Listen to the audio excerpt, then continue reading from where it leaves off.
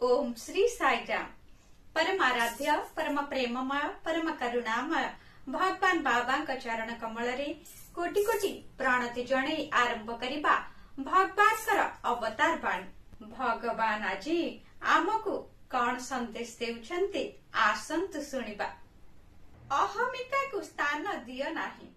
सब प्रकार अहंकार मध्यरे आध्यात्मिक अहंकार अति विषाक्त।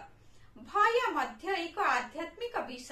जी तुमको निर्भीक हेबाकु कुहंती से तुमर हृदय रे थाउ थाउ तुमे जदि कहिबो जे तुमे भय करूछ तेबे तुम मुखर भाषा हृदयर भाव को मिथ्या प्रमाणित करूछ बोली जान। अहंकार त्याग कले तुमे समस्त को भल पाइब।